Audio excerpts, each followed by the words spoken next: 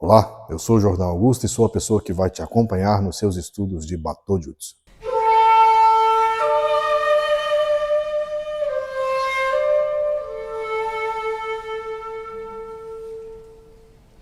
Nessa aula de hoje eu vou te ajudar a como melhorar ainda mais a sua técnica de Batô Jutsu.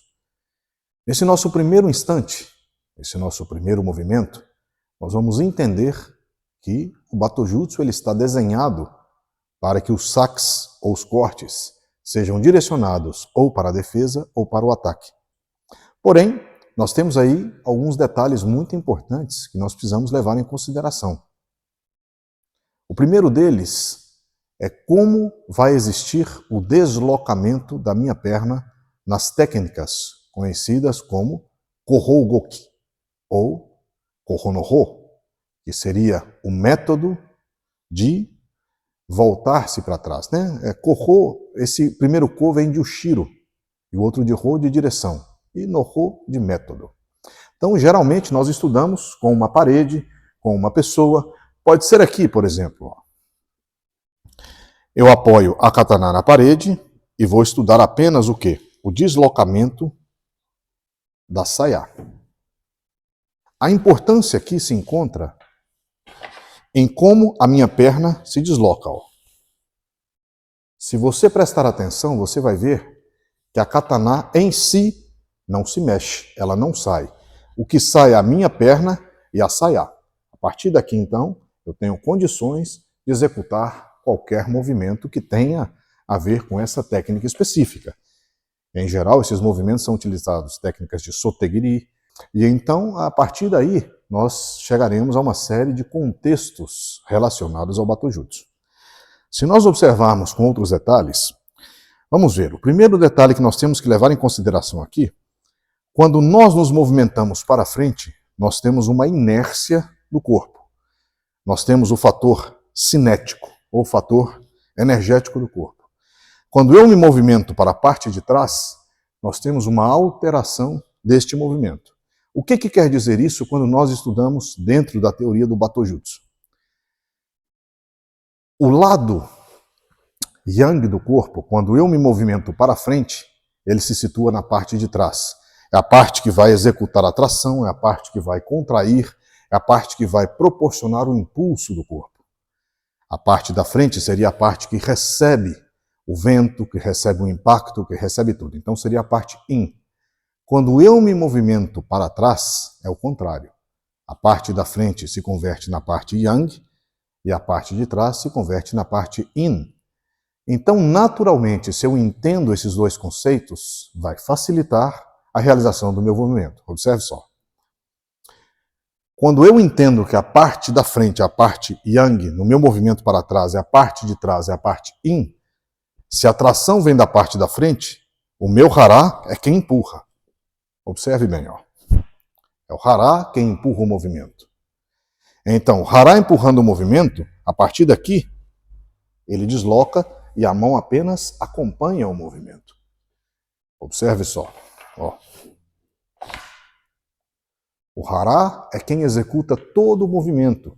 Eu não devo colocar a pressão na minha perna. Se eu coloco a pressão na minha perna, pode ocorrer de haver um bloqueio da energia e eu posso me desequilibrar. Então, o ideal seria a parte baixa do hara estar contraída e o movimento ser realizado com esta parte baixa do hara, não com a perna. Assim sendo, muitos dos movimentos considerados Hazushi no Ho ou Hazushigiri, que são movimentos que te obrigam a sair e cortar retornando, você vai ver que a lateralidade vai ser muito importante dentro do seu estudo de energia. Por exemplo,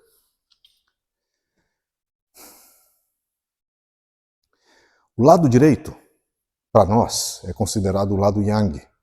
É o lado que vai realizar o movimento em sua expressão, em sua forma de ser. E o lado esquerdo é o lado yin. Porém, quando nós vamos cortar, a mão que faz força é a mão esquerda. Então é a mão yang. E a mão direita é a mão que repousa. É a mão considerada com energia yin. O que significa isso? Se eu troco essas duas mãos, vai haver uma deformidade técnica e vai haver uma distonia muscular no caso da realização do movimento, visto a partir da fisiologia técnica. Dando seguimento, então você pode ver que no caso dos movimentos de saque e movimentos de corte, nós vamos ter uma alteração da força Yang e da força Yin relacionada aos movimentos tanto de Nuki como de Kiri, ou seja, no caso do saque e do corte. Se nós formos um pouco mais além e aprofundarmos um pouco mais nessas estruturas e teorias, nós vamos ver que os vazios considerados do cotovelo e do ombro são muito importantes. Neste movimento, por exemplo, se eu tenho a tensão no meu ombro, tanto direito como esquerdo, vai existir um bloqueio do hara, do quadril. Então eles devem estar completamente relaxados para que o movimento flua a partir do centro para a periferia e não o contrário da periferia para o centro. Nós devemos considerar que dois movimentos são muito importantes. O movimento que surge do meu hara para o extremo e quando existe o corte, o movimento que rebota da periferia para o centro. Eu devo ter a consciência de que quando corto um bambu, corto uma esteira, tatame ou mote, o que seja, o impacto encontrado pela katana e o retorno dessa energia deve ser sustentado pela base do nosso corpo, ou seja, pela estrutura do corpo. Aqui nós falamos em estrutura e função. Estrutura é o corpo e a função, o que ele executa. Neste caso, quando realizamos um corte, o corpo ele é a estrutura e o corte em si é a função que vai atender os processos cognitivos, o processo mecânico do corpo em si, através de um comando mental. Em seguida, nós devemos observar que se essa mão se converte na mão Yang, no caso, a mão que vai executar o movimento, a outra mão deve estar completamente relaxada. Por quê? Porque se as duas executam o movimento ao mesmo tempo, e não é um movimento de corte, por exemplo, aqui, no caso, apenas um movimento de saque, vai haver uma distorção da realidade técnica. Essa outra técnica, onde as duas mãos atuam ao mesmo tempo, ela deve ser vista como um ponto de elevação e junção, tanto da parte Yang como da parte Yin. No caso do hara, ele deve funcionar dentro das duas mesmas proporções. Ou seja, a mão que afasta a saya e a mão que corta, por exemplo, as duas estarão realizando um movimento Yang. Então, o corpo ele vai ter que fazer o papel Yin da realização. Ou seja, se a estrutura está Yang, a parte da função, neste caso, vai ter que estar completamente relaxada para que o movimento seja preciso. Caso o movimento seja intenso, ou a pessoa esteja com a mente intensa, a mente perturbada, ou a mente dentro de um processo cognitivo ansiosa, o movimento não vai sair com perfeição. E sim, vai sair um movimento distorcido ou distorcionado. Por isso é tão importante você praticar uma mão de cada vez. Você entender o processo de respiração que nós falamos nas aulas anteriores, você entender a necessidade da base do hara, você entender a necessidade dos vazios do ombro, do cotovelo, e a partir daí, realizar a técnica com cuidado, uma técnica centrada e principalmente com atenção aos detalhes. No caso do corte do Batojutsu, é comum você encontrar uma diferença no posicionamento das mãos. Pode ser que em algum momento as mãos se juntem um pouco mais, no caso de algum corte um pouco mais violento ou com alguma superfície um pouco mais dura, mais rígida. Nós estudamos duas formas. O Yoroigiri, que seria a técnica para cortar a armadura, obviamente que aqui entramos em um processo metafórico, seria uma técnica tão violenta, tão forte a ponto de cortar uma armadura, e Kanketsu no Bunta, a técnica com precisão, ou uma técnica precisa.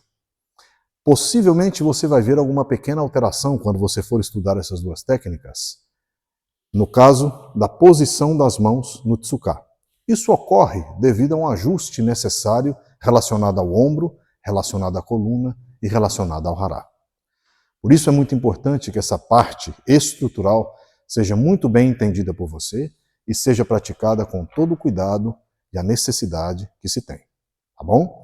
Esteja atento e eu te vejo na próxima aula.